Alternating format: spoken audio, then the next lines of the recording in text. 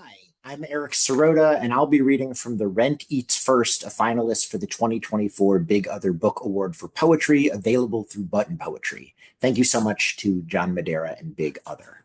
I'm a housing lawyer, and this first poem is about my day in court. The problem with law is that it's made of words, and the problem with words is that they make everything dull, though the bluntest blades are especially brutal. The weapons we fear most are those best camouflaged, CEG, sniper rifle, dirty bomb, or, in the courtroom, the term for eviction draped in its Latin roots, the casual banter between expensive men, how the sheriff maintains calm by simply saying please and never actually gesturing to the revolver he keeps loaded and strapped to his hip should some ousted body grow so angry she's losing her home that the market's visible hands decide the only address left is her own stone-carved name. There's no crying in court. Every desperate eye is a man-made desert. Cursing the judge who just took your home away is a jailable offense. Lying is the worst offense of all. Though the oath for witnesses doesn't mention God anymore, you can tell he's still in the room and that his politics haven't changed much. Maybe that fear is what keeps the courtroom calm. How the judge reaps rented land with the most violent plowshare. How the sheriff loads his pleasantries with bullets. Our sterile legalisms and their boring blades. Our founding documents and the chain-linked hands that forged their parchment. The United States Supreme Court is obsessed with the Magna Carta, habitually citing the 13th century British legal document as a positive influence over American law, which seems in poor taste not only because it excludes Jews, Muslims, and women from its protections, but also because it established the exact legal system our founders revolted against. Then again, as a matter of craft, the document is perfect, and what's a little historical erasure in the face of such gorgeous calligraphy, drafted in deep purple-blue ink that looks nothing like blood once it's left the body. Today, I'm representing a veteran facing eviction in the heart of the Midwest, which means all of the judges sound like their moms were Frances McDormand in Fargo. And this is how dull knives become seen as safe. Instead of snarling, it's 14 degrees and your family will be on the street tomorrow, the judge is soft-spoken, courteous, encouraging. Oh, yeah. I'm real sorry, miss, but you're going to have to find a place to live. I'm sure it'll be okay, though. You'll just bundle right up and go somewhere new. And the only thing left to say is, Your Honor, thank you.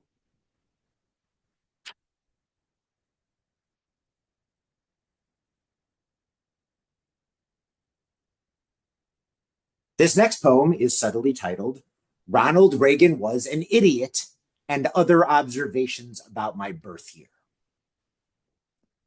I was born late. I could give any number of reasons I wanted to stay put. Every birth is a bad hair day for the baby.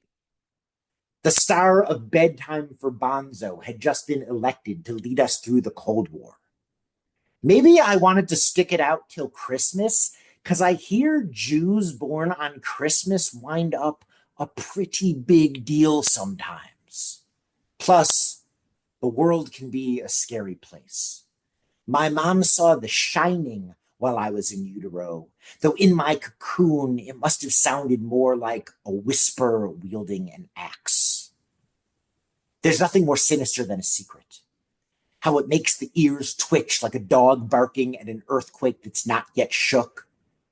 How by the time you can hear it, you're already too close to be safe. I wonder if I mouthed, "Here's Johnny," as I burst into the world. I was born into a winter of 1981 to a 20 below wind chill.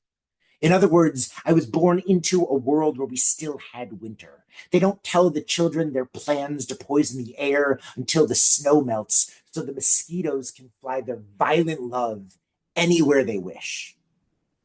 The year I was born, the president was an idiot. Chalking this up to dementia is an insult to dementia. But when you're born into the right skin, to parents who can tell the churches what to teach, you can go from shitty actor to shitty governor to shitty president and still die to become the deity so many pray to when they're lying awake at night fearing demographic shifts. There's nothing more sinister than a secret we all know but pretend to forget. How every newborn is the property of their ancestors' access to wheat. How the cradle can be the grave. How the grave can be a magic phone booth that makes men perfect, redacts our flaws like a designer toupee. Every funeral is a good hair day for the dead. Even the most desperate comb-overs appear at peace. But the ice is thawing. The seas are rising. And the warm, flooding earth doesn't preserve anything. This last poem is called From the Perspective of Hanukkah. I am the American dream personified, the essence of the self-made man. Most of you think I am the most important Jewish holiday. I am not even in the Bible, yet look at me alongside these others no one has heard of. Shmini Atzeres, Simchat Torah, Tu B'Shvat. When was the last time you saw a Yom Kippur Hallmark? Yom Kippur is about repentance and fasting. Call it a high holiday if you want, but guilt and hunger don't sell. I sell. I started from the bottom. Drake started a child star. I started with nothing, yet here I am, 8 days of Xbox games, of slow dancing with Jeffrey the Toys R Us giraffe, RIP. I am so popular, middle America Walmarts say happy holidays on Christmas because of me while I ride the season like a racehorse, yelling location, location, location as Rosh Hashanah looks on longingly from autumn. Sure. If I was a better man, I might share the limelight with these holier days devoted to family and forgiveness. But this is capitalism.